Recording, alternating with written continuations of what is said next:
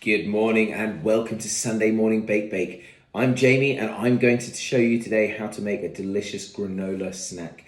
Now this is a great snack for post-exercise recovery.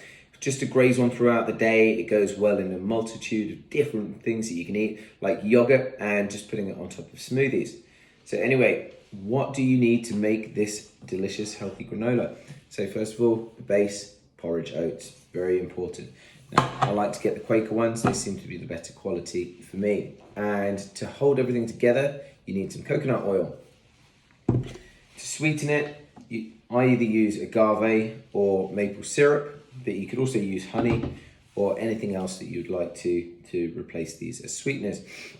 I put a lot of cinnamon in my granola, and then a little bit of nutmeg.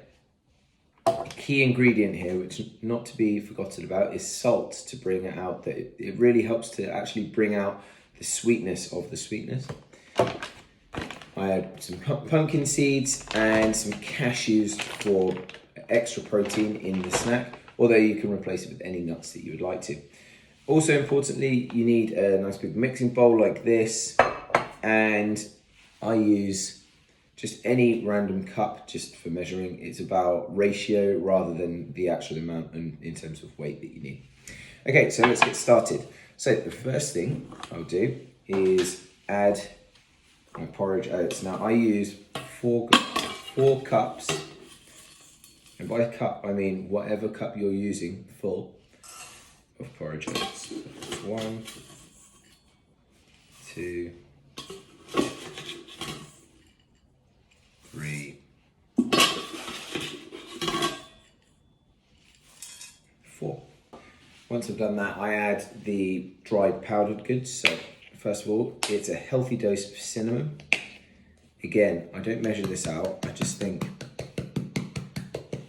until there's a healthy layer of brown over the top of the oats, that should do. Salt.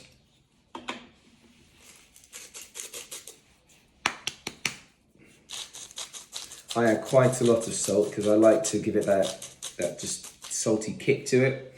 And as I said, it helps to bring out the flavors of the sweetener. And then the nutmeg, generously sprinkled on top. The next thing is the coconut oil. Now this will help your granola to stick together. So again, exact proportions are not that important, but generally it's half a cup of whatever measuring device you're using. So obviously I'm using this cup, so I'll roughly half fill it with coconut oil. Now of course it's quite cold in the winter, so the coconut oil has solidified, so I have to put that in the microwave just to make that into a liquid. Okay. Ooh.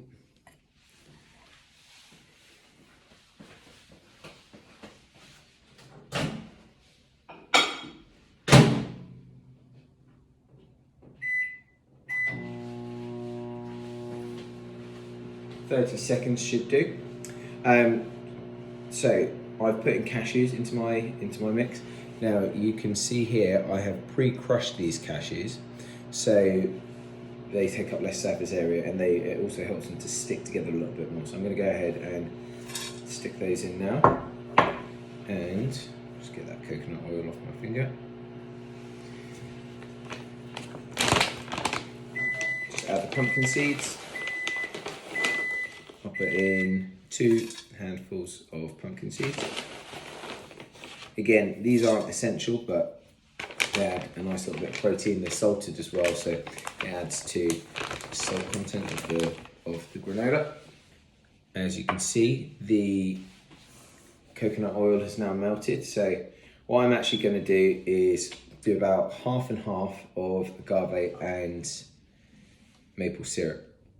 So you basically just keep on adding the liquids until your glass is full.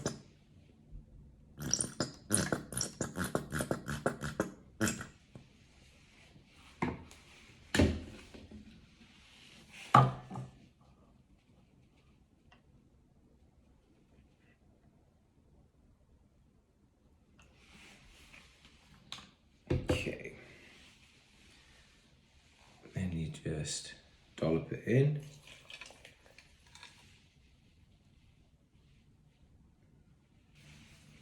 And basically you just mix it all so that the liquid is spread all around and they've mixed up nicely. There's cinnamon over all of the oats, there's salt all throughout the mixture. Give it a good stir.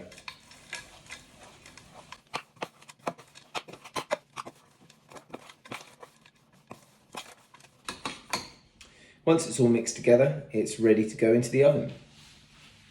The baking tray needs to be lined with parchment paper, and then you just empty out your mixture onto the tray.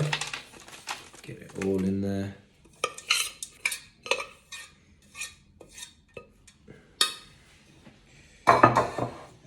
And then just spread your mixture out to the four corners of the tray.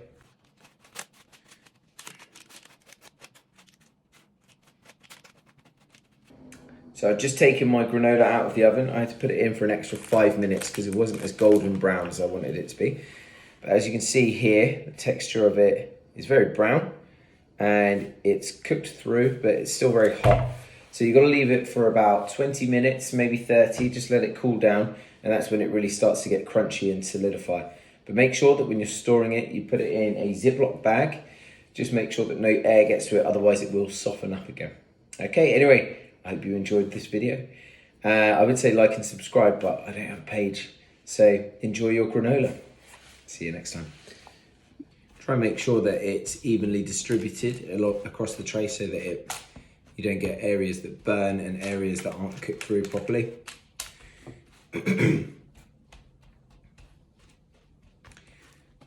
Okay, and now your granola mix is ready to go into the oven.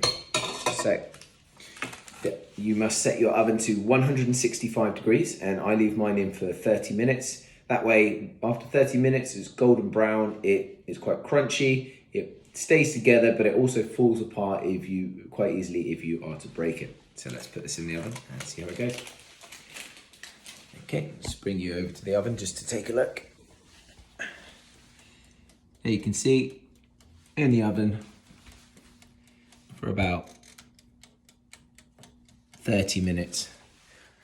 Now that should cook it until it's golden brown and nice and crispy and crunchy, and then you will have some delicious, healthy granola.